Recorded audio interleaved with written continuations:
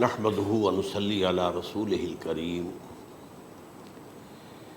اما بعد فقد قال الله تبارك وتعالى كما ورد في سورة الجاثية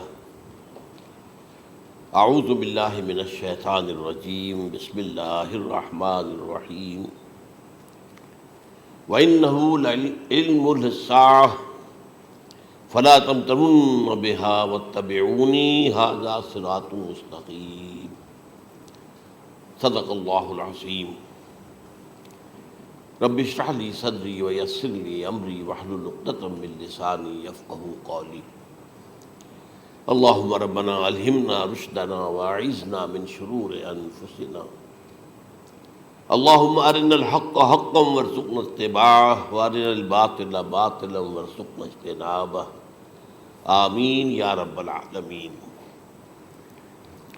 قادیانیت سے متعلق ایک بحث کا آغاز ہو گیا تھا، کیونکہ ہمارے علم میں یہ آیا تھا کہ قادیانیوں نے خاص طور پر ماڈل ٹاؤن کو اپنا ایک مرکز اور اپنا اڈا بنانے کا فیصلہ کیا ہے، اور اس کا ہمیں تجربہ بھی حاصل ہو گیا۔ کچھ نوجوان اہل سنت کے نوجوان میرے پاس آئے تھے اور انہوں نے میری توجہ اس طرح منصرف کرائی کہ یہاں پر یہ اپنی جمعے کی نماز کے لیے اوپن گراؤنڈ استعمال کر رہے ہیں اور اس میں لگا لیتے ہیں پارٹیشن وغیرہ،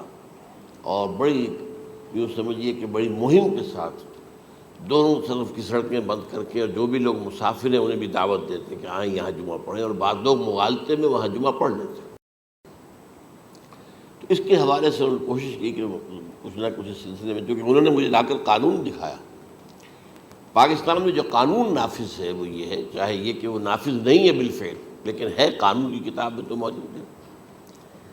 کہ قادیانی اپنے کوئی جو بھی ان کے نزدیک بھی ان کے مذہبی شاعر ہیں ان کو مسلمانوں کی شکل میں برملا علی الاعلان ادا نہیں کر سکتے، کیونکہ وہ تو دھوکہ دہی بات ہو گئی کہ لوگ سمجھیں گے یہ مسلمان ہی ہیں۔ اب جب انہیں، آپ کو معلوم ہے کہ ہماری پوری جو مرکزی اسمبلی تھی، نیشنل اسمبلی، اس کے فیصلے کے تحت قرار دیا گیا بالاتفاق کہ قادیانی غیر مسلم ہے، دائرہ اسلام سے خارج ہے۔ یہ تو فیصلہ وہ پارلیمنٹ کا اس بڑے پیمانے، بعد میں پھر ضیاء الحق صاحب کے زمانے میں یہ تو ہوا تھا، آپ کو معلوم ہے، بھٹو کے زمانے میں۔ تو ضیاء الحق صاحب کے زمانے میں اسی کی گویا کہ فردر سٹیپ کے طور پر یہ بات طے کی گئی اور قانون بنا دیا گیا کہ وہ اپنی مسجد کو مسجد نہیں کہہ سکتے اور مسجد کی صورت پر نہیں بنا سکتے کہ گزرنے والے کو یہ خیال ہو کہ یہ مسجد ہے۔ اسی طرح وہ اگر کوئی اسلامی شاعر کا ارتکاب کریں گے علی الاعلان تو بھی یہ قابل تعزیر ہے، جرم ہے۔ وہ اپنے کئی احاطوں کے اندر، اپنے گھروں کے اندر جو چاہیں کریں، لیکن کھلے میدان میں آ کر جو شاعر اسلامی باہر ان لوگوں نے سب کچھ اڈاپٹ تو کر رکھا ہے۔ سب سے بڑی بات تو وہ ہے کہ انہوں نے ایک جھوٹے نبی کا اقرار کیا ہے کہ وہ نبی ہے، اس نے ہمارے درمیان فصیل حائل کر دی ہے۔ اب جو اس کو مانتے ہیں ان کے نزدیک ہم کافر ہیں۔ آپ کو معلوم ہے کہ یہ میں بیان کر چکا ہوں کہ حالانکہ قائد اعظم کا کتنا بڑا احسان تھا کہ چودھری ظفر اللہ خان کو انہوں نے فارن منسٹر بنایا پاکستان کا، لیکن جب ان کا انتقال ہوا ہے قائد اعظم کا تو اس کی جنازے کی نماز میں شریک نہیں ہوا، وہ شخص موجود رہا۔ جو دوسرے ممالک کے سفراء آئے ہوئے تھے، ظاہر بات ہے وہ مسلمان تو نہیں تھے، کوئی عیسائی تھے یا کوئی اور تھے، ہندو تھے، بدھ تھے، جو بھی تھے۔ اب چونکہ قائد اعظم کا انتقال تھا ایک مملکت کے صدر کا، تو وہ لوگ سبھی موجود تھے، لیکن ظاہر ہے کہ وہ نماز میں شریک نہیں ہوئے، وہ مسلمان تو نہیں تھے۔ ان کے ساتھ کھڑا رہا یہ شخص۔ اس نے یہ بات، اور جب اس سے پوچھا گیا کہ تم شریک کیوں نہیں ہو تو اس نے کہا دیکھو بھائی، مجھے یا تو مسلمان سلطنت کا کافر وزیر سمجھ لو یا کافر سلطنت کا مسلمان وزیر سمجھ لو۔ میرے نزدیک یہ کافر سلطنت ہے، میں اس کا مسلمان وزیر ہوں کیونکہ میں قادیانی ہوں۔ اب تمہارے نزدیک یہ اسلامی مملکت ہے تو میں کافر ہوں، پھر میں اس کی نماز کیسے پڑھوں؟ تو بہرحال ان چیزوں کی وجہ سے جو دھوکہ دینے والا معاملہ ہو گیا، ورنہ کوئی اور لوگ ہوں یہاں پہ، ہمیں ان سے تعارض نہیں ہے۔ عیسائی بھی ہیں، اپنی تبلیغ کرتے ہیں، کوئی خلاف ان کے رد عمل نہیں ہوتا، الا یہ کہ کہیں یہ واقعہ پیش آ جائے یا کوئی یعنی خام خواہ کو شوشہ کوئی شرارتی لوگ اٹھا دیں کہ انہوں نے قرآن کی یہ جو ہے بے حرمتی کی ہے، تو یہ تو پھر تحقیق سے معلوم ہو سکتا ہے کہ واقعتاً کی تھی کہ نہیں کی تھی۔ لیکن ایک وقت میں جو اس پر تو ان کا احتجاج ہوتا ہے، لیکن یہ کہ ان کے جو ہے چرچ ہے ان کی ساری اور تبلیغ ان کی ہو رہی ہے اور بڑھ بھی رہی ہے تعداد ان کی، لیکن اس کے خلاف کوئی رد عمل تو ہمارے یہاں نہیں۔ تو یہ ہے اصل میں وہ بات۔ تو اس پر جو گفتگو شروع ہوئی تھی میں آج اس کی تکمیل کرنے جا رہا ہوں۔ حضرت عیسیٰ علیہ السلام کی دوبارہ آمد کا تعلق ہے، اس کے ضمن میں قرآن مجید میں جو نص قطعی ہے، وہ نص قطعی یہ ہے اِنَّهُ لَعِلْمٌ لِلسَّاعَةِ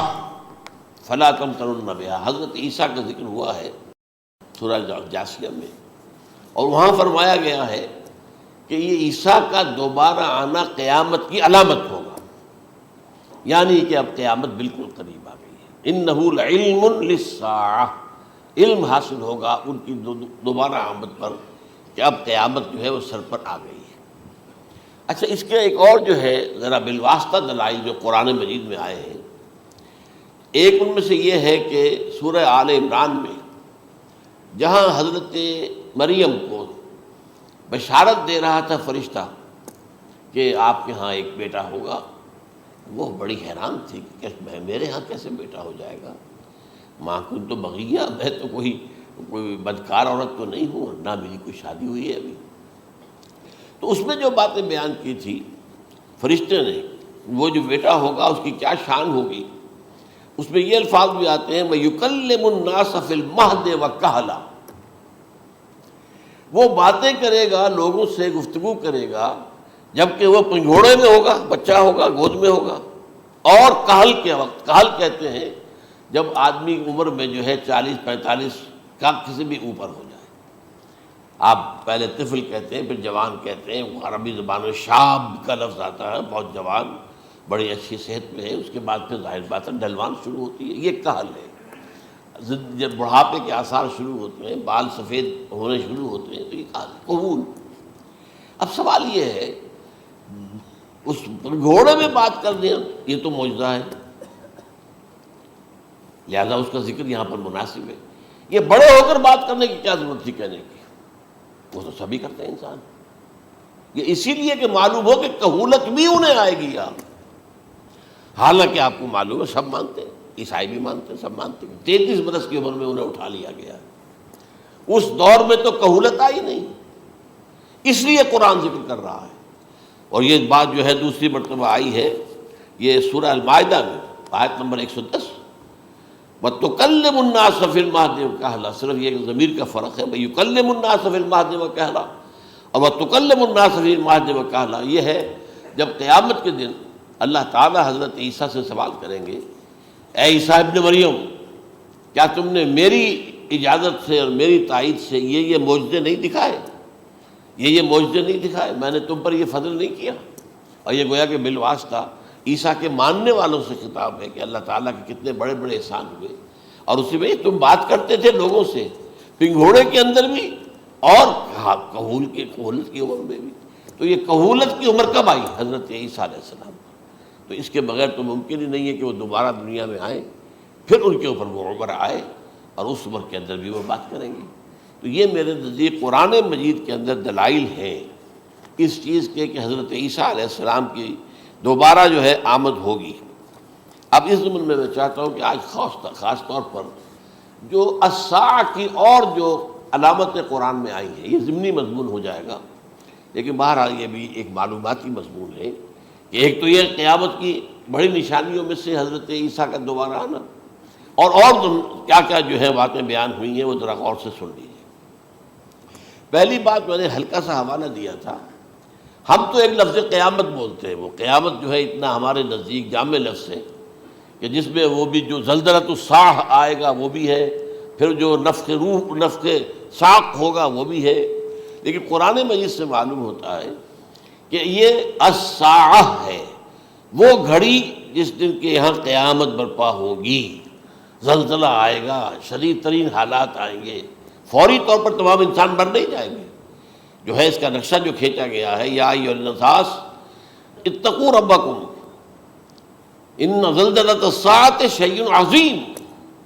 یوم ترونها تذہل کل مرضعۃ عما ارضعت وتضع کل ذات حمل حملها وتری الناس سکارى وما هم بسکارى ولکن عذاب اللہ شدید، اے لوگوں ڈرو، اللہ کا تقوی اختیار کرو، اس لیے کہ قیامت کا زلزلہ بہت سخت شے ہے، بہت بھاری شے ہے۔ ان زلزلۃ الساعۃ شیء عظیم، جب پہاڑ چل رہے ہوں گے اور جو ہے انسان جو ہیں گے وہ جس طرح پروانے ہوتے ہیں، پتنگے ہوتے ہیں، ایسے اڑ رہے ہوں گے انسان، اور اس میں یہ بھی حال ہوگا کہ لوگ جو ہے ہر جو دودھ پلانے والی ہے وہ اپنے بچے کو بھول جائے گی۔ ظاہر بات ہے کہ اپنی پڑی ہوئی ہے مصیبت، حالانکہ سب سے زیادہ محبوب ترین شے دنیا میں اس سے اونچی محبت نہیں ہو سکتی جو ماں کو اپنے دودھ پیتے بچے سے ہوتی ہے، انہیں بھول جائے۔ تذہل کل مرضعۃ عما ارضعت، اور تمہیں ایسا محسوس ہوگا کہ لوگ کسی نشے کی کیفیت میں ہیں، یعنی وہ بدحواش ہیں، بدحواس ہو گئے، لیکن یہ کہ وما ہم بسکارى، اور وہ مدہوش نہیں ہوں گے، ولکن عذاب اللہ شدید۔ تو یہ ہے زلزلۃ الساعہ،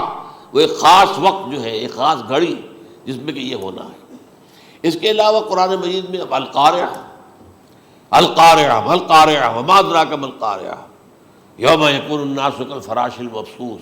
وتکون الجبال کالعہن المنفوش۔ اب یہ کیا ہے؟ یہ نقشہ ہے قیامت، یہ الساعہ، القارعہ الساعہ۔ اسی کے ساتھ قرآن میں آتا ہے الواقعہ، اذا وقعت الواقعۃ لیس لوقعتها کاذبہ، تو یہ خافضۃ رافضہ، یہ الفاظ سورہ واقعہ میں ہے۔ اسی طریقے سے اور جو ہے الحاقہ،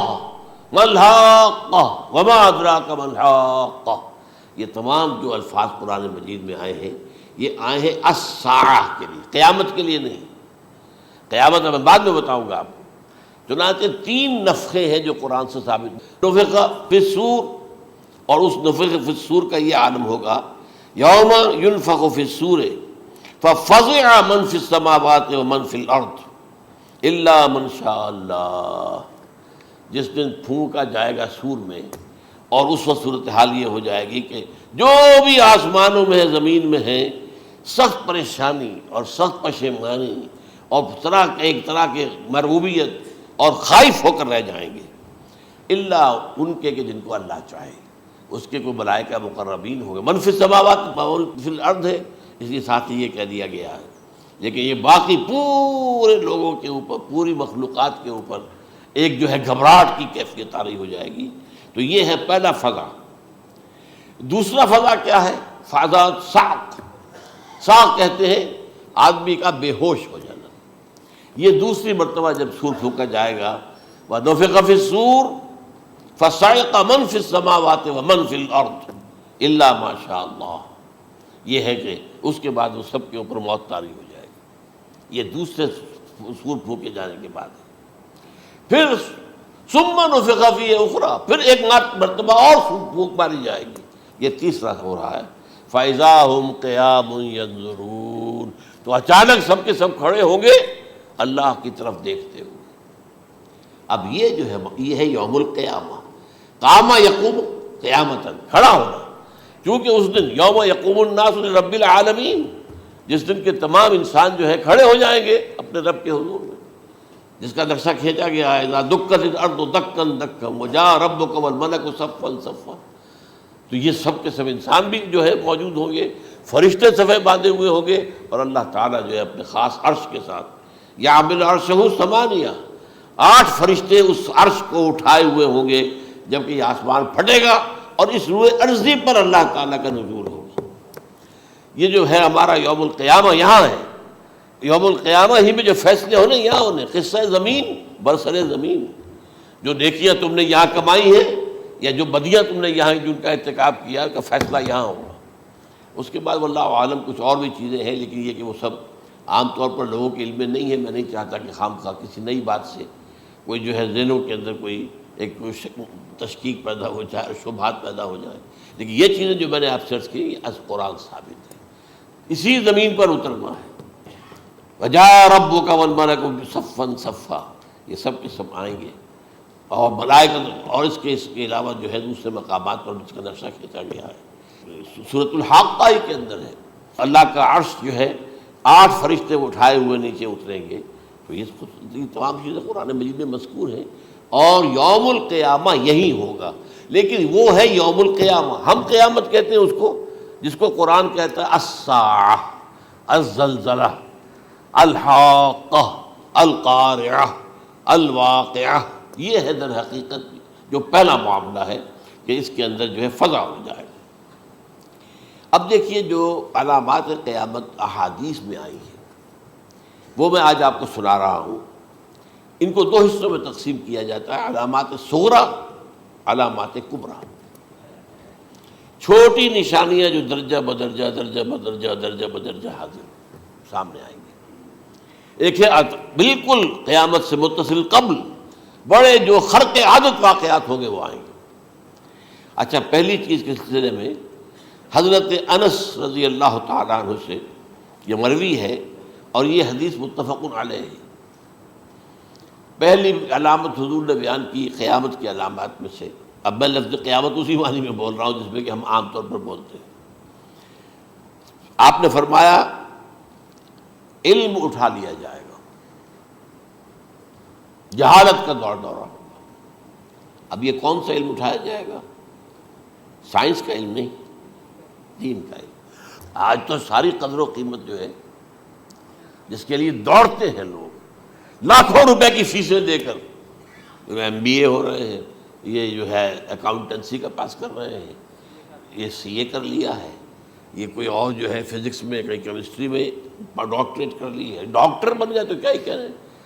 اس لیے کہ بڑی چیز جو پاکستان سے ایکسپورٹ ہوتی ہے وہ ڈاکٹر ہیں۔ جو اتنے بڑے پیمانے پر جو کالج کھلے ہوئے، 3 لاکھ روپے ایک سال کی فیس، 5 لاکھ روپے ایک سال کی فیس، یہ کیوں لیتے ہیں اور کیوں لوگ دیتے ہیں؟ کہ موقع مل جاتا ہے ایم بی بی ایس کر کے۔ امریکہ کے اندر بھی ڈیمانڈ ہے، ان کے ہاں ڈاکٹر جو ہیں جتنے ہونے چاہیے نہیں ہے، لہذا اور بھی بہت سی جگہوں پر ڈیمانڈ ہے۔ تو جس چیز کی مارکیٹ میں ڈیمانڈ ہے وہ علم ہے۔ آج علم کمپیوٹر کا علم ہے یہ، حالانکہ ان میں سے کسی کے اوپر لفظ علم کا اطلاق میرے نزدیک غلط ہے، جہالت ہے۔ علم وہ ہے جو ذہن کو جلا دے، جو سوچ کو جلا دے، روشنی پیدا کرے، دماغی روشنی، وسعت دے، انسان کے فکر کو وسعت دے، اس کے ذہنی جو ہے جو افق ہے اس کو وسیع کرے۔ علم تو وہ ہے جو حقیقت کے کیا علم بھی اس سے عطا فرمائے۔ قرآن ہے، حدیث ہے، باقی اور چیزیں جو اس سلسلے میں آ سکتی ہیں وہ ہے کہ جو قرآن اور حدیث کی سمجھنے میں مومن ہوں اور زیادہ جو ہے اس کے تک فہم کو آسان کر دیں۔ لیکن یہ کہ فرمایا علم اٹھا لیا جائے گا، جہالت کو فروغ ہوگا، ظاہر بات ہے ایک ہی بات ہوئی ہے۔ دوسرے نمبر پہ یہ کہ جہالت کو فروغ ہوگا۔ نمبر 3 زنا کثرت سے ہوگا۔ نمبر 4 شراب نوشی عام ہو جائے گی۔ نمبر 5 عورتوں کی تعداد بہت زیادہ ہو جائے گی، مردوں کی تعداد کم ہو جائے گی، یہاں تک کہ 50 عورتوں کا خیر خبر کرنے والا، کوئی نگرانی کرنے والا، وہ ایک مرد۔ اچھا، یہ تو ہے ایک حدیث جو میں نے آپ کو بیان کر دی، متفق علیہ، یہ بخاری اور مسلم دونوں میں ہے۔ دوسری حدیث بخاری کی ہے، اس کو حضرت ابو ہریرہ رضی اللہ تعالیٰ عنہ نے روایت فرمایا ہے، قیامت آئے گی جب امانت ضائع ہو جائے گی۔ آج ہمارے ہاں امانت کے ضائع ہونے کا جو نقشہ ہے شاید پوری دنیا میں کہیں اور نہیں۔ جس طرح کے غبن یہاں ہوتے ہیں، جس طرح کک بیکس جو ہے وہ لیے جاتے ہیں،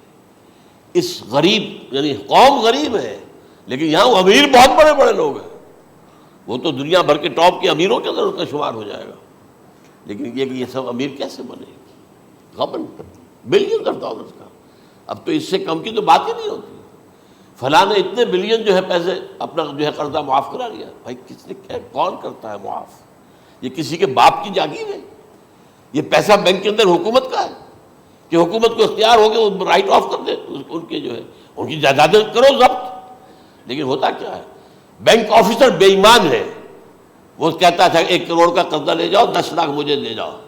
چاہے تم میرے پاس کوئی ڈاکومنٹ جو ہے ایسے نہیں دے سکتے، حالانکہ ہونا چاہیے کہ اتنا بڑا قرضہ لے رہے ہو تو ڈاکومنٹس یہاں پر ہمارے سامنے لاؤ کہ اگر تم نہ دے سکو تو ہم ان ڈاکومنٹس کے ذریعے سے تمہاری جائیداد، تمہاری کوئی جاگیر، تمہاری کوئی اور چیز اس کو قبضہ کریں۔ جب وہ وقت آتا دیکھتے تو یہ ڈاکومنٹس ہی فیک ہیں، اللہ اللہ خرچ کیا کرے گا کوئی؟ بینک کا باپ بھی واپس نہیں لے سکتا۔ اور یہ سب کس کی بے ایمانی ہے؟ وہ جو بیٹھا ہوا بینک مینیجر، سارا سودا اس کے ماں باپ تھا کہ 1 کروڑ ہے نا، 10 لاکھ مجھے تو 90 تم لے جاؤ، باقی یہ کہ ٹھیک ہے میں تمہارے جو ڈاکومنٹس تم پیش کر رہے اس میں کوئی اعتراض نہیں کرتا، بس جاؤ۔ اور نمبر 2، حکومت نااہلوں کے سپرد ہو جائے گی۔ یہ ہے امام بخاری کی روایت کردہ روایت جو حضرت ابو ہریرہ سے۔ مسلم شریف میں ابو ہریرہ رضی اللہ تعالیٰ عنہ سے ایک اور روایت ہے، مال عام ہو جائے گا یہاں تک کہ زکوٰۃ قبول کرنے والا کوئی نہ ہوگا۔ یہ بات وہ ہے جو آج سعودی عرب اور UAE کے اندر آپ کثرت سے دیکھ سکتے ہیں۔ دولت جو ہے وہ ریل پیل، ابھی تھوڑا سا آیا ہے معاملہ خاص طور پر دبئی میں، کیونکہ وہاں بہت زیادہ کنسٹرکشن ہو رہی تھی، تو پوری دنیا میں آپ کو معلوم ہے کہ جو ریئل اسٹیٹ کہلاتا ہے اس کا حال بہت پتلا ہے، لیکن وہاں کے دولت ریل پیل ہے ہر جگہ پر۔ اور سب سے اہم متفق علیہ روایت، متفق علیہ کیا، وہ تو حضرت عمر سے بھی مروی ہے، ابن عمر سے بھی مروی ہے، ابن عباس سے بھی مروی ہے، ابو ہریرہ سے بھی مروی ہے، عبداللہ ابن مسعود سے بھی مروی ہے رضی اللہ تعالیٰ عنہ اجمعین۔ اور یہ وہ حدیث ہے جسے کہا جاتا حدیث جبرائیل، جسے ام السنہ بھی کہا گیا۔ اس میں جو آخری سوال کیا حضرت جبرائیل نے حضور سے، چوتھا، پہلا یہ تھا کہ اسلام کیا ہے مجھے بتائیے، ایمان کیا ہے، اس کی حقیقت کیا ہے یہ مجھے بتائیے، تیسرا احسان کیا ہے یہ بتائیے، چوتھا یہ کہ قیامت کے بارے میں بتائیے کب ہوگی۔ حضور نے فرمایا کہ اس کے بارے میں جس سے سوال کیا جا رہا ہے وہ اس سے زیادہ نہیں جانتا جو کہ سوال کر رہا ہے۔ اب اس کے کئی مفہوم ہو سکتے ہیں کہ بہرحال یا تو حضرت، چونکہ بعد میں معلوم ہوا کہ حضور نے پہچانا نہیں کہ یہ جبرائیل ہے، بلکہ جب سوال جواب ہو کر وہ چلا گیا شخص تو اچانک حضور کے ساتھ ذرا ردو ہو ہی لیا، ذرا بلانا اس کو دوبارہ لانا۔ اب جو دیکھا کہ وجود ہی نہیں اس کا، آسمان نے اس کو چکھ لیا، زمین نے نگل لیا، کیا ہوا ہے؟ پھر آپ نے یہ جبرائیل تھے جو تمہیں تمہارا دین سکھانے آئے تھے جبکہ تم سوال نہیں کر رہے ہو۔ یہ بڑے بیسک کوسچن تھے، اس لیے کہ دنیا کے ہمارا نظام اسلام پر ہے، ایمان پر نہیں ہے، اس لیے کہ ایمان کو ویریفائی کر ہی نہیں سکتے۔ کیسے پتہ ہوگا اس میں ایمان ہے یا نہیں ہے؟ کوئی آلہ نہیں ہے، کوئی الیکٹروکارڈیوگرام ابھی تک ایسا نہیں ہے، کوئی جو ہے اور جو طریقے چل رہے ہیں وہ تو ان کے ذریعے سے یہ تو نہیں معلوم ہو سکتا ایمان ہے کہ نہیں۔ لہذا یہاں کا سارا نظام اسلام پر ہے، شہادت اللہ الہ الا اللہ وان محمد رسول اللہ، پھر ایک نظام بنا دیا، وہ اقام الصلاۃ و ایتاء الزکوٰۃ و صوم رمضان و حج البیت۔ اس میں بھی یہ ہے کہ اگر کوئی نماز کو نہیں مانتا تو کافر ہوگا، لیکن نماز پڑھتا نہیں ہے تو کافر نہیں ہے، فاسق ہے، فاجر ہے، گناہ گار ہے، کمزور مسلمان ہے۔ اس طرح زکوٰۃ کا منکر ہو جائے گا تو وہ کافر ہوگا، لیکن زکوٰۃ دے نہیں رہا ہے تو یہ گویا کہ گناہ گاری ہے، کمزوری ہے۔ تو اس حوالے سے نوٹ کر دیجئے کہ یہاں کا دنیا کا سارا اسلامی نظام اور سارا کانسٹیٹیوشنل اور لیگل سسٹم جو ہے اسلام کا وہ اقرار باللسان پر ہے، ایمان ہے وہ کہ جس کی بنیاد پر وہاں فیصلے ہوں گے۔ یہاں کوئی شخص مسلمانوں کا بڑا لیڈر ہے، بڑا علامہ ہے، بڑی اس کی قدر و منزلت ہے، اس کے ہاتھ چومے جا رہے ہیں، پاؤں چومے جا رہے ہیں، ہو سکتا ہے وہاں کہا جائے دفع ہو جاؤ، تمہارے دل میں ایمان نہیں تھا، تم نے یہ سب کچھ کیا تھا اس لیے کہ کہا جائے کہ بڑے عالم ہو، اور یہ کہا جا چکا، فقط قیل، اب یہاں کچھ نہیں ہے تمہارے پاس۔ پھر فرشتوں کو حکم ہوگا کہ اس کو گھسیٹتے ہوئے جہنم میں ڈال دیں۔ 3 باتیں بیان کی آپ نے، یہی حشر اس کا ہوگا مالدار کا، اللہ پوچھے گا میں نے تمہیں بہت مال دیا، تم نے کیا کیا؟ وہ کچھ گنوانا شروع کرے گا، اللہ فرمائے گا جھوٹ بول رہا، قذبت، تم نے یہ خیرات و صدقات اس لیے کیے تھے کہ تمہاری سخاوت کے ڈنکے بج جائے، تعریفیں کی جائے، وہ کی جا چکی ہے، دنیا میں ڈنکا بج گیا، یہاں کچھ نہیں، وہ نیت دل میں کچھ اور تھی تمہارے۔ میں لیس البر ان تولوا وجوہکم والا قرآن مجید کا سبق ہمارا منتخب نصاب کا نمبر 2 بڑی تفصیل سے بیان کیا۔ یہی معاملہ ہوگا اس عالم کا، اللہ فرمائے گا میں نے تمہیں علم دیا، تم نہیں، وہ کہے گا میں نے علم پھیلایا لوگوں میں ہدایت کی، جھوٹ بول رہے ہیں، تم نے تو صرف اس لیے کیا تھا، تمہاری نیت یہ تھی کہ بڑا عالم شخص ہے، بڑا فاضل شخص ہے، تو یہ سب کہا جا چکا۔ تو وہاں کا معاملہ جو ہے وہ اسلام پر نہیں ہے، یا آپ دکھائیں گے دیکھیے یہ میرا آئیڈینٹی کارڈ، اس پہ اسلام میرا مذہب لکھا ہوا ہے، یا یہ میرا پاسپورٹ ہے، آئیڈینٹیفیکیشن کے لیے دنیا میں عام طور پر یہ چیزیں ہوتی ہیں، کوئی تعلق نہیں۔ آخرت کا معاملہ کسی اور شے پر ہے، وہ تو ایمان دل میں ہے، اور تمہارے تمام جو حرکات ہیں، اعمال ہیں، ان سب کے اندر جب تک کہ اصل جو قوت متحرکہ ہے وہ اللہ کی محبت نہ بن جائے، اخلاص للہ وحب اللہ للہ، اور یہ کہ یہ تمام چیزیں جیسا کہ فرمایا، ایک حدیث بڑی پیاری ہے، ایمان کی تکمیل کی علامت کیا ہے؟ فرمایا من احب للہ وابغض للہ ومنع للہ واعطى للہ فقد استکمل الایمان، جس شخص کے نے محبت جس سے بھی کی اللہ کے لیے کی، اپنے مفادات کے لیے نہیں، رشتہ داری کی بنیاد پر نہیں، محبت اوپر ہو جائے، رشتہ دار کا حق ہے دو، بیوی کے حقوق ہیں دو، لیکن محبت یہ اللہ کے لیے ہو کہ فلاں شخص سے مجھے محبت اللہ کے لیے، اور اگر نفرت رکھی تو اللہ کی وجہ سے رکھی، اس لیے رکھی کہ وہ اللہ کے دین سے دور ہے،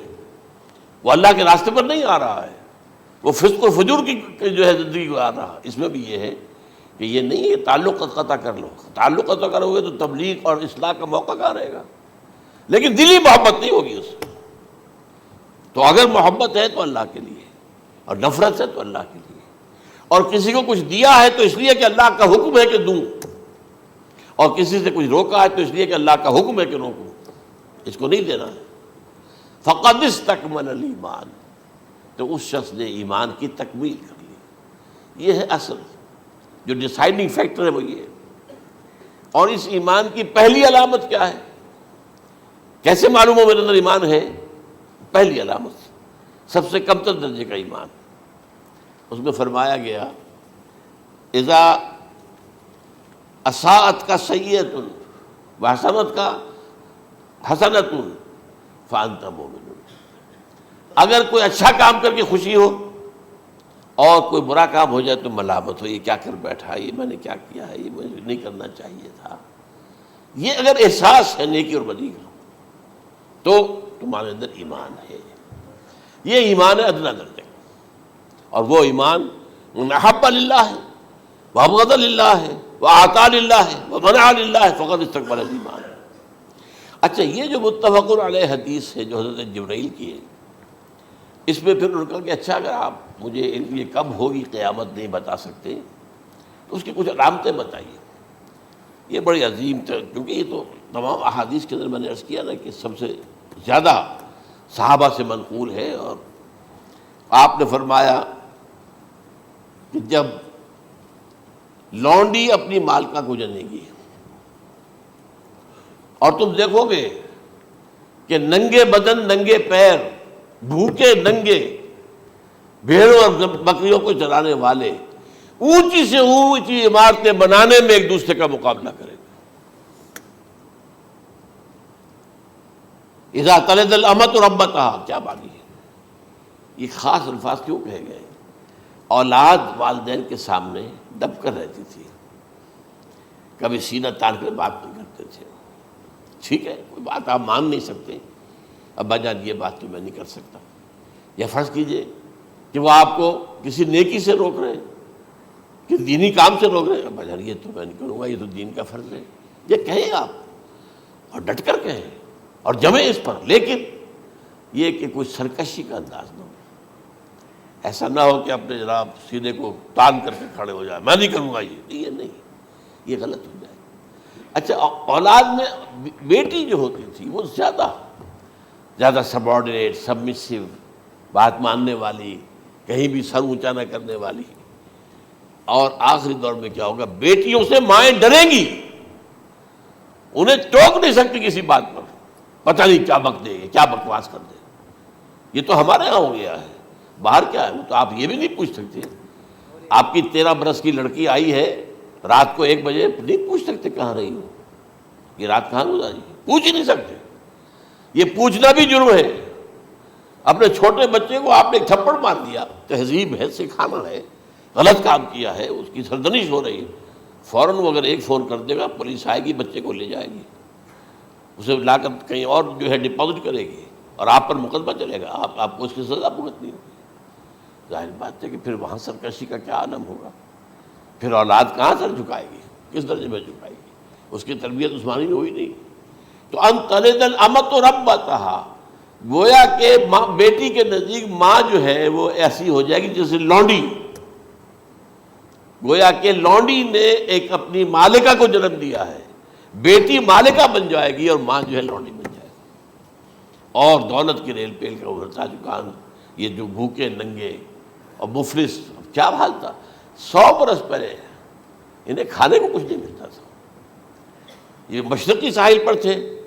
یہ سوائے یہ کہ مچھلیاں پکڑ لی، اللہ خیر اللہ وہ کھا لی، یا کہیں ان کو بیچ دیا، کوئی بنڈی لگ گئی، بنڈی لگ جاتی تھی وہاں، اور کیا تھا۔ اور مغربی ساحل پہ کیا ہوتا تھا، ساری ان کی معیشت حج کے گرد گھومتی تھی، حاجی آئے ہیں، خریداریاں کر رہے ہیں، اور آپ کو معلوم ہے پوری دنیا سے مال پہلے بھی پہنچتا تھا وہاں، آپ کو جو ہے ہر ملک کے ہر کونے کا پھل وہاں مل جائے گا آج بھی۔ اور وہاں پر یہ ہے کہ سب سے بڑی بدوؤں کے لیے سب سے بڑی بات کیا تھی، قربانی کا گوشت، اسے وہ سکھاتے تھے، سخت چمڑے کر کے کھاتے تھے، یہ ان کا حل تھا۔ آج جا کر دیکھیے نئے شہر بن رہے ہیں، امریکنز کو کانٹریکٹ دیے جا رہے ہیں، بالکل ماڈرن شہر بنا دو، ایک ایبسلیوٹلی ماڈرن شہر جو ہے وہ جو مشرقی ساحل کے اوپر جو پہلے سے آرام کو سٹی ہے، امریکن سٹی ہو، اس کے اندر کوئی سعودی بھی داخل نہیں ہو سکتا سوائے جس کے پاس اس سٹی کی طرف سے لائسنس نہ ہو، اور اس کی چار دیواری کے اندر، چار دیواری کیا فصیل کے اندر کہی ہے، جو چاہو کرو، کوئی تم پر پابندی نہیں، ننگے نہاؤ، تالاب ہے نہا رہے، ننگی عورتیں ننگی مردیں نہا رہے، کوئی پوچھنے والا نہیں۔ اب اسی قسم کا ایک سٹی آباد ہونا جا رہا ہے مغربی ساحل پر، جدہ اور ینبوع کے درمیان، اور اس میں اصل میں جتنی بھی دولت ہے جو پیٹرول کی ہے وہ وہیں پر رکھ لی جاتی ہے امریکہ کے اندر، تاکہ امریکہ جو ہے ایسے ایسے پروجیکٹ بنا کر جب تمہیں دے گا تو اس میں سے پیسے دے گا، وہ نہیں ملتی ان کو واپس۔ بہرحال یہ تو ایک میں نے ایک جگہ آپ سے ذکر بھی کیا تھا، دی کنفیشنز آف این اکنامک ہٹ مین، وہ کنفیشنز کی بات جو ہے اگر آپ میں سے کسی کو دلچسپی ہو تو اسے پڑھیں کہ کس طریقے سے 1973 کے آئل امبارگو کے بعد جو شاہ فیصل شہید کے زمانے میں ہوا تھا، پھر جس طریقے سے امریکہ نے ان تمام ممالک کو جکڑ لیا ہے، اس کا پورا جو پروسیس کیا تھا وہ سامنے آتا ہے۔ بہرحال اس کے بعد آتا ہے علامات کبریٰ کا ذکر، بڑی علامتیں جو کہ بالکل خرق عادت کے انداز میں ہوگی، جن کا معاملہ جو ہے وہ آپ کے ناپ تول میں نہیں آ سکتا، آپ کی کیمسٹری فزکس اس کا جو ہے وہ نہیں کر سکتی، ادراک ہوگا یہ قیامت کی۔ ان میں نمبر 1 کیا ہے، ایک بہت بڑا دھواں آئے گا، پوری دنیا کو لپیٹے گا۔ نمبر 2 دجال کا ظہور ہوگا، جو اپنی خدائی کا دعویٰ لے کر آئے گا اور بنوائے گا، اس کے ہاتھ میں ہو جائیں گے، قبضے میں ہو جائیں گے سارے ذرائع پیداوار کے، اس کی طرف بھی پہلا قدم اٹھ چکا ہو، ٹرپس کے نام سے معاہدہ ہو چکا ہے، کوئی ملک اپنا بیج پیدا نہیں کر سکتا، یہ بیج ہم نے ڈیولپ کیے ہیں، ان کے ڈیولپمنٹ سے پہلے تم ایک ایکڑ سے کتنی گندم لیتے تھے، آج کتنی لے رہے ہو، کس بنا پر؟ جینیٹکس کا جو کام ہم نے کیا ہے اس کی بنا پر ہو رہا، ہاں تو ہمارا حق ہے، اس کی رائلٹی ہمارے پاس آنی چاہیے، لہذا صرف ان اداروں سے ملٹی نیشنل سے خریدا جائے گا بیج، اور بیج بھی وہ دیں گے وہ کہ جس سے جو فصل اگے گی وہ بیج نہیں لا سکتی، وہ بیج کا کام نہیں کر سکتی۔ جیسے آپ کو معلوم ہے کہ آپ کے ہاں جو گوشت کھایا جاتا ہے مرغے کا، تو مرغا وہ جو ہے اس میں مرغا ہو یا مرغی ہو، اس کے اندر کوئی وہ کیفیت ہی نہیں ہے، ان کے انڈے جو ہے ان سے آپ بچے حاصل نہیں کر سکتے، ہے تو انڈا، دیکھنے کو تو انڈا ہے، لیکن وہ بنڈا جو ہے اس سے بچہ تو نہیں حاصل کر سکتے۔ ایسے ہی وہ گندم کا بیج دیں گے، نظر آئے گی گندم، لیکن اس کے اندر وہ صلاحیت نہیں ہے کہ اس سے جو فصل اگے گی اس کا نتیجہ جو ہے وہ بھی آپ لے سکیں۔ یہ ہونا ہے، اللہ جانے، قدم اٹھ رہے ہیں ادھر۔ پھر یہ ہے کہ دابۃ الارض، زمین سے ایک حیوان نمودار ہوگا، زمین شق ہوگی۔ ابھی میں کہہ رہا ہوں خرق عادت ہے، یہ چیزیں وہ نہیں ہیں جو ہماری کسی حساب کتاب میں جو باتیں پہلے آئی ہیں وہ تو حساب کتاب میں آ رہی ہیں، ساری سمجھ میں آ رہی ہیں، ساری چیزیں مشاہدہ ان کا ہو رہا ہے، لیکن یہ ہے کہ دابۃ الارض، یہ کہتے ہیں کہ کوہ صفا، اس میں تو نہیں ہے حدیث میں، کوہ صفا پھٹے گا اور اس میں سے ایک حیوان دابہ وہ ظاہر ہوگا، تو اسی لیے فرمایا ہے وَإِذَا وَقَعَ الْقَوْلُ عَلَيْهِمْ أَخْرَجْنَا لَهُمْ دَابَّةً مِّنَ الْأَرْضِ تُكَلِّمُهُمْ، تو ہم اندر سے پیٹ کے چیر کر زمین کے پیٹ کو ایک حیوان کو برآمد کریں گے جو انسانوں سے بات کرے گا، گفتگو کرے گا۔ نمبر 4 طلوع الشمس من المغرب، یہ بھی خرق عادت، سورج تو طلوع ہوتا ہے مشرق سے، غروب ہوتا ہے مغرب میں، لیکن اس وقت معاملہ الٹا ہو جائے، یعنی جو کائنات کے اندر جو گڑبڑ ہوگی کچھ سمجھ میں بات آتی ہے کہ یہ معاملہ جو ہے یہ تو اس پورے سولر سسٹم کو اگر بدل دیتے ہیں تو مشرق مغرب ہو جانا، مغرب مشرق ہو جانا، یہ سمجھ میں آنے والی بات ہے۔ اس کے بعد ہے عیسیٰ ابن مریم کا نزول، جس کے بارے میں آج میں نے گفتگو کی ہے تفصیل سے۔ یہ نزول ہونا ہے، یہ علامات قیامت میں سے حضور نے بیان فرمایا ہے، اور قرآن مجید کی جو اصطلاحات ہیں اس کے حوالے سے میں نص قطعی جو ہے وہ میں آپ کے سامنے رکھ چکا ہوں۔ پھر یاجوج ماجوج کا ایک معاملہ ہے، یہ میں ابھی اس وقت زیادہ اس پر بات نہیں کر سکتا۔ حضرت عیسیٰ علیہ السلام کے نزول کے بعد 2 کام ہوں گے، یہودیوں کا قلع قمع ختم، تمام یہود، ایک کام تو یہ ہونا ہے، اور نمبر 2 عیسائیت کا ختم ہو جانا۔ عیسائیت کی نفی کر دیں گے، بھائی تم مجھے خدا کا بیٹا بنائے بیٹھے ہو، میں تم خدا کا بیٹا نہیں ہوں، میں تو اس کا بندہ ہوں، رسول ہوں، میں نے تم سے کب کہا تھا کہ مجھے خدا کا بیٹا بناؤ۔ نمبر 2 یہ کہ وہ خنزیر کو قتل کر دیں گے، یعنی یہ تم نے خنزیر کب سے کھانا شروع کر دیا، میں تو تم کو نکاح اجازت دے کر گیا تھا،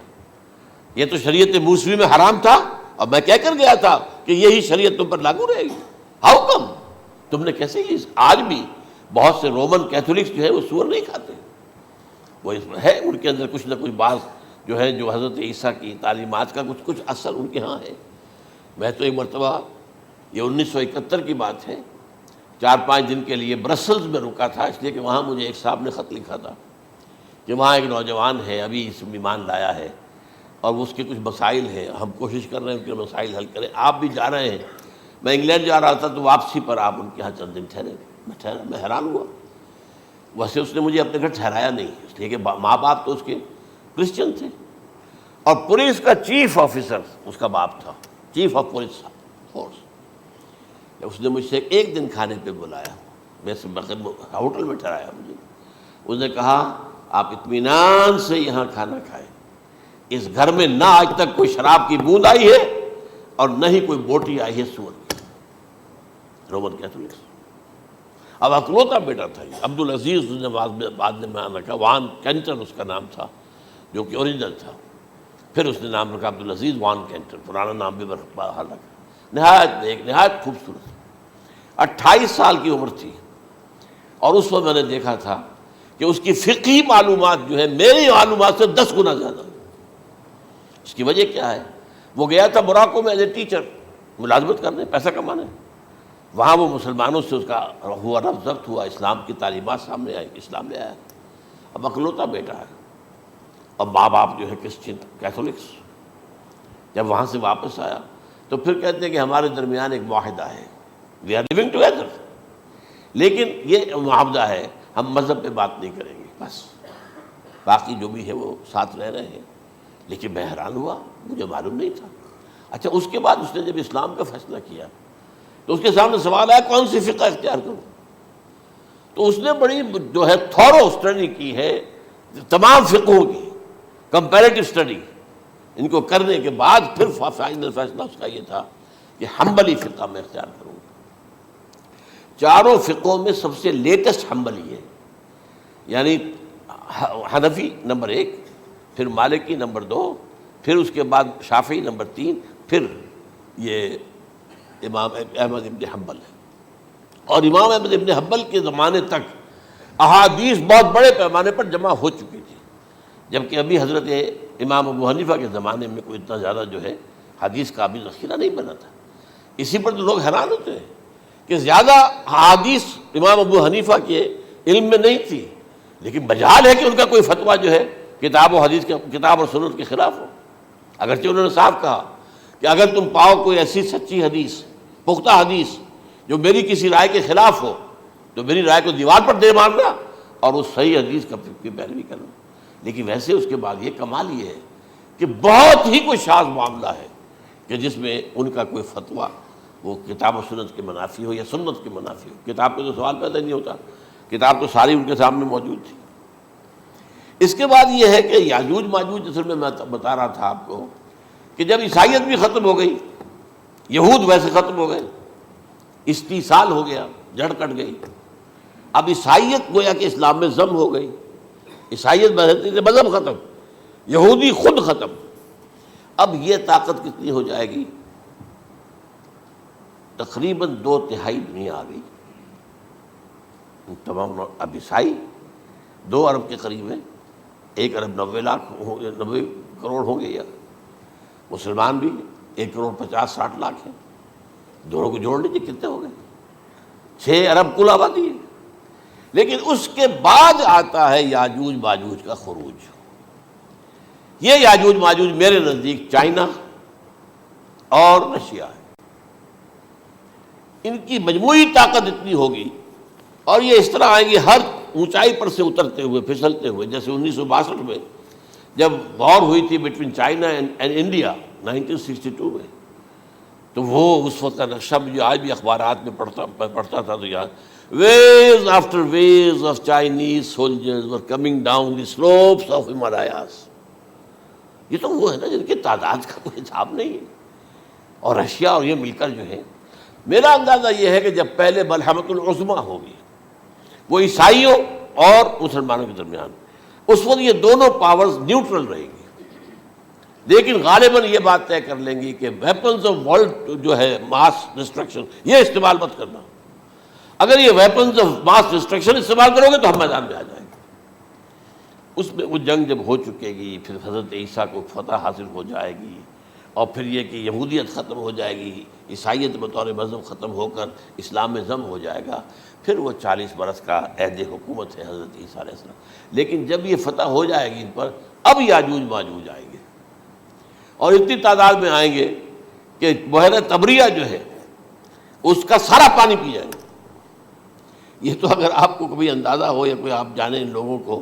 جو ان چینیوں سے واقف ہیں،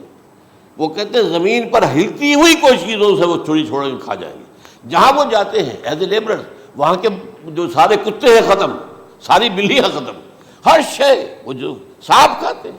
ہر چیز کھاتے ہیں، اور یہ تمام ایسٹرن کنٹریز کے اندر ہوتا ہے، بڑی ڈیلیشس ڈشز ہیں یہ سانپ وغیرہ وغیرہ، اور یہ جس طرح کھا جائے، پانی پیا ایک قطرہ نہیں رہے گا اس پر۔ تو پھر جو ہے اللہ تعالیٰ اس وقت جو ہے اس میں ایک ایسی بیماری پیدا کرے گا، یہ سب مر جائے، یہ معجزے سے ہوگا، یعنی ان کے اوپر فتح جو ہے وہ عام لڑائی کے ذریعے سے نہیں ہوگی، بلکہ اس کے اوپر فتح جو ہوگی وہ اللہ تعالیٰ سے بوجھ، ایک بیماری پیدا ہوگی، سب مر جائے گا، اور اس کے بعد اللہ تعالیٰ ایسے پرندے بھیجے گا بڑی لمبی لمبی گردنوں والے، وہ ان سب کو کھا جائیں گے، جیسے ہمارے ہاں گدھ ہوتے ہیں، وہ ان کو صاف کر دیں گے، ورنہ تو یہ ہے کہ پوری دنیا کے اندر جو بدبو اور جو پیدا ہوتا معاملہ اس سے، تو اس نوع انسانی کی بقا ممکن نہیں تھی۔ ان کے خاتمے کے بعد پھر یہ ہوگا کہ حکومت اسلامی جو ہے پوری دنیا میں حضرت مسیح علیہ السلام کی ہوگی، 45 برس وہ رہیں گے، اسی میں وہ کہلن بھی آ جائے گا، وہ فی المہد و کہلن جو میں نے شروع میں بیان کیا تھا، اسی میں پھر یہ ہے کہ وہ شادی بھی کریں گے، ان کی اولاد بھی ہوگی، اور پھر ان کا انتقال ہوگا تو حضرت حضور صلی اللہ علیہ وسلم کے حجرے میں، وہیں پر جہاں حضور اور ابو بکر اور عمر رضی اللہ تعالیٰ عنہم دفن ہیں، وہیں پہ ان کو دفن کیا جائے گا، اور قیامت کے دن حضور فرماتے ہیں کہ میں اور یہ تینوں ساتھ نکلیں گے۔ تو یہ ہے حالات و واقعات۔ بہرحال اس میں یہ ہے کہ یہ نوٹ کر لیجئے کہ جہاں تک ہمارے ہاں آج کل کا معاملہ ہے، میرے نزدیک میں یہ کہنے پر مجبور ہوں، جو رفع و نزول مسیح کو نہیں مانتا وہ کم سے کم منکر حدیث ضرور ہے، میں اس سے کم کا فتویٰ نہیں دے سکتا۔ اب یہ ہے کہ جو لوگ مہدی کو نہیں مانتے ان کا معاملہ میں مختلف سمجھتا ہوں، چند منٹ لے رہا ہوں آپ کے، اور اس لیے کہ ان کی حدیثیں صحیحین میں نہیں ہیں، بخاری مسلم میں نہیں، اور یہ کہ بہرحال ان کا معاملہ جو ہے وہ ایسا نہیں ہے حضرت عیسیٰ کا، حضرت عیسیٰ کے آنے کا جو کچھ ہوگا وہ تو میں نے آپ کے سامنے بیان کر دیا، لیکن یہ ہے کہ حضرت مہدی ہمارے نزدیک اس میں خرق عادت کوئی ہے ہی نہیں، جیسے ہر صدی کے مجدد ہوتے ہیں، آخری صدی کے مجدد وہ ہوں گے، اور میرے نزدیک یہی آخری صدی ہے، اور اسی میں حضرت مہدی کا ظہور ہو جانا۔ سعودی عرب میں کوئی خانہ جنگی ہوگی کسی بادشاہ کے انتقال پر،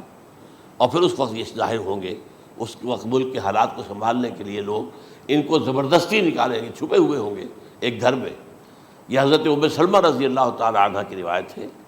کہ ایک بادشاہ کے انتقال پر یہ بخارا جنگی ہو جائے گی اور ایک شخص مدینے سے بھاگ کر مکے میں چھپ جائے گا. یہ تو ہے ان کے الفاظ، میں توجیہ کر رہا ہوں. یہ لوگ ان کی طرف دیکھ رہے ہوں گے کہ یہ جو وقت آیا ہے فتنے کا ہماری قوم پر، ہمارے ملک پر، تو ان کی شخصیت ایسی ہے کہ یہ بیچ میں آئیں، صلح صفائی کرائیں، اور وہ جو ہے اس ذمہ داری سے بچ کر بھاگیں گے اور جا کر مکے میں چھپ جائیں گے. پھر لوگ انہیں تلاش کر کے نکالیں گے اور زبردستی ان کے ہاتھ پر بیعت کریں گے، ورنہ وہ اتنے بڑے منصب کو. اور پھر یہ بھی ہے، ایک حدیث میں آتا ہے یصلحو فی لیلۃ واحدہ، ایک رات میں ان کی مکمل اصلاح کر دیں گے. یعنی اگر کوئی تھوڑا بہت نقص اور عیب کوئی ہوا بھی، کوئی کمی کوتاہی ہوئی بھی، تو اللہ تعالیٰ ایک رات میں اصلاح کروا دیں. لیکن ہمارے نزدیک اس قدر کوئی خرق عادت ہے ہی نہیں. البتہ جو کہتے ہیں اہل تشیع، وہ خرق عادت ہے کہ ان کے 12ویں امام جو ہے وہ بچپن ہی کے اندر اس خوف سے کہ جو بنو عباس بادشاہ ہیں وہ ان کو قتل کر دیں گے، تو وہ ایک غار میں چھپا دیے گئے. اب وہ 1200 برس سے اس غار کے اندر چھپے ہوئے، اور اس کے بعد وہ ظاہر ہوگی، وہ امام مہدی ہوں گے. اس میں خرق عادت ہے. لیکن میں یہ کہتا ہوں کہ محض خرق عادت کی بنیاد پر ہم اس کی نفی نہیں کریں گے. کیوں؟ کیا ہم یہ نہیں مانتے کہ اصحاب کہف 300 برس تک سوئے رہے؟ یہ کیا عام بات ہے؟ حضرت عزیر علیہ السلام، اللہ نے انہیں موت دی، موت، اور 100 برس کے بعد زندہ کر کے اٹھا لیا. تو خرق عادت حضرت عیسیٰ کو ہم اتنا بڑا خرق عادت مانتے ہیں کہ اٹھا کر آسمان پر، تیسرے آسمان کے اوپر ہیں، موجود ہیں، اب بھی ہیں. شب معراج میں تیسرے آسمان پر حضور کی ملاقات ان سے ہوئی. تو یہ خرق عادت کی بنیاد پر نفی نہیں ہم کرتے. ہو سکتا ہے، لیکن یہ کہ اس کے لیے ہمارے پاس کوئی دلیل نہیں، کوئی احادیث نہیں، کچھ نہیں، اس لیے ہم اس کو نہیں مانتے. البتہ خود وجود جو ہے حضرت مہدی کا، وہ کوئی عجیب بات نہیں ہے. وہ تو جیسے پہلے بھی آئے ہیں ہمارے مجددین، ایسے مجدد ہوں گے اور دین کو تازہ کر دیں گے. ایک صحیح اسلامی ریاست جو ہے وہ عرب میں قائم ہو جائے گی دوبارہ. حضور نے فرمایا وہ عدل اور انصاف سے عرب کو اسی طرح بھر دے گا جیسے کہ وہ اس سے پہلے ظلم اور جور اور زیادتیوں کے سے بھری ہوئی ہوگی. تو یہ کام ہوگا، یہ تو مجدد کا کام ہوتا ہی ہے اس حوالے سے. لیکن بہرحال میں نے پھر بھی کہا کہ اگر احادیث کی کمزوری کی وجہ سے کہ صحیح عین میں نہیں ہے، اگر کوئی شخص انکار کرے تو مجھے کوئی اعتراض نہیں ہے، ٹھیک ہے. لیکن جو حضرت عیسیٰ کے نفع سماوی اور حضرت عیسیٰ کے نزول کا انکار کرتا ہے، وہ کم سے کم، میں انہیں اور آگے کوئی فتویٰ نہیں دیتا کہ وہ کافر ہو گئے یا یہ ہو گئے یا وہ ہو گئے، لیکن منکر حدیث کے لائن میں تو وہ لازمت کھڑے ہو گئے، کیونکہ اتنی واضح اور پکی حدیثیں ہیں حضرت مسیح کے نزول کی، اور علامات قیامت میں جس طرح ان کا ذکر آتا ہے کہ اس سے انکار جو ہے وہ جب تک آپ پوری حدیث کے ذخیرے کا انکار نہ کریں اس وقت تک ممکن نہیں ہے. اقول قولی ھذا واستغفر اللہ لی ولکم ولسائر المسلمین والمسلمات.